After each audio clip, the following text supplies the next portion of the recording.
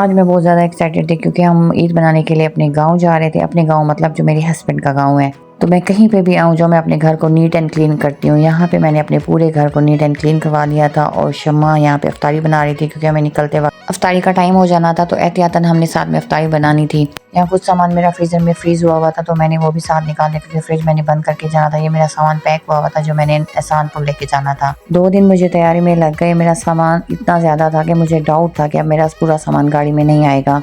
घर का कोना कोना मैं नीट करके जाती हूँ ताकि जब मैं वापस आऊँ तो पुरसकून माहौल और साफ़ सुथरा माहौल मिले। यहाँ मेरा सारा सामान पैक हुआ था और कुछ सामान बाकी किचन में था। एक ब्लैक बैग मेरा सिर्फ शूज़ का था, बाकी भी सामान काफ़ी ज़्यादा हो गया था। यहाँ पे मैं हाल के और मेरे कपड़े प्रेस करके शम्मा रख के गई थी। मैंने सोचा मैं शम्मा के साथ अफ्तारी में थोड़ी सी हेल्प करा लेती हूँ, उसके बाद अच्छे से तैयार हो जाऊंगी। बस मेरी ये दुआ थी कि गाड़ी में मेरा सामान आ जाए क्योंकि एक भी शॉप और एक भी बैग मैं मिस नहीं करना चाह रही थी। फाइनली हमारा सफ़र शुरू हो चुका था। ऊपर से लेके नीचे तक आसे पासे हर जगह हमारा पाँव में सामान था। इतना मुश्किल से हम एडजस्ट होके बैठे थे कि से लग रहा था कि गाड़ी अभी उल्टी कर देगी हमारे सामान से, लेकिन मैं क्या करूं, मैं मजबूर थी क्योंकि गांव में इतना दिन रहना था तो मेरे लिए ज़रूरी था कि मेरी एक एक चीज़ खाने पीने से लेके यूज़ करने का सारा सामान हो। इसीलिए सारी चीज़ें मेरे लिए इतनी इंपॉर्टेंट थी। गाड़ी को मैंने नाक तक फुल कर दिया। अब वो तो सारी बात ठीक थी, अब ये मसला आ रहा था कि मुझे बैठने की सही जगह नहीं मिल रही थी। फाइनली अब हम अपने गांव पहुंच चुके थे। अफ्तारी हमने रास्ते में की थी। खुदा का शुक्र पड़ रही थी कि मैंने अफ्तारी बना ली थी, अगर मैं ना बनाती तो बस थी मेरी। मेरे हस्बैंड कहीं आए जाए वो कहते हैं रास्ते में मेरे से ब्रेक ना लगवाना, जब जहाँ जाना है फ़ौरन जल्दी पहुँचो, आना हो तो यही हाल करते हैं, जाना हो तो यही हाल करते हैं।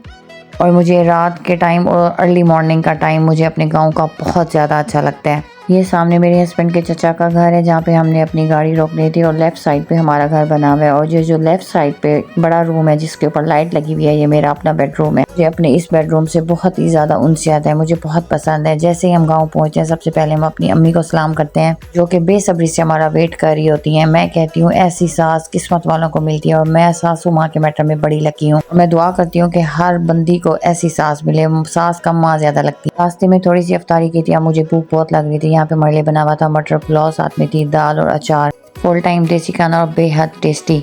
यहाँ पे सारी फैमिली हमारे साथ थी। अब मैंने जैसे ही खाना ख़त्म करना था मेरे माइंड में यही था कि मैं फ़ौरन मेहंदी लगा लूँगी क्योंकि मुझे इस दफ़ा शौक चढ़ा हुआ था कि मैं अपने हाथों पे मेहंदी लगाऊँ। और खाने से फ्री होने के बाद अब मैंने मांगी मेहंदी क्योंकि मैं मेहंदी लाना भूल गई थी, तो ज़रूरी था मैं किसी से मांगू। ये मैडम साथ खड़ी थी जिनसे मैंने मेहंदी ली थी। मेहंदी मुझे कुछ खास लगाना नहीं आती, लेकिन मुझे लगता है मेरी राइटिंग अच्छी है तो मैं मेहंदी भी अच्छी लगा लेती हूँ। और मैं अपने हाथों पे एक्सपेरिमेंट करने जा रही थी। मेहंदी लगाने बैठी तो मेरे हाथ शिवरिंग कर रहे थे, तो मैंने इस मैडम की हेल्प ली कि मेरी मेहंदी को आगे कंप्लीट कर दें। यहाँ पे अब मुझे बहुत ही ज़्यादा मज़ा आ रहा था। कोई सवैयाँ खा रहा था, फुल टाइम ईद वाला माहौल था, कोई अपने ड्रेस के अबाउट गॉसिप कर रहा था। इन शॉर्ट ये कि यहाँ पे फुल टाइम ईद माहौल बना हुआ था और मुझे यहाँ पे एक्स्ट्राऑर्डिनरी चस आ रही थी।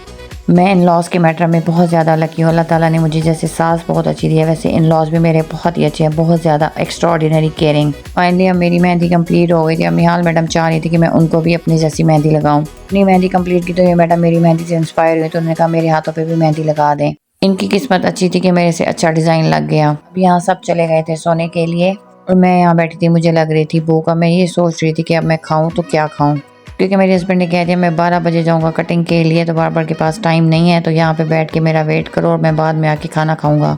अब यहाँ पे रात का माहौल था तो मैंने सोचा क्यों ना आप लोगों को बाहर का भी इन्वायरमेंट दिखा दूँ। यहाँ पे रात में इतनी गहरी खामोशी, सिर्फ कुत्तों की आवाज़ें, लेकिन माहौल काफ़ी खौफनाक भी था और पुरसकून भी था।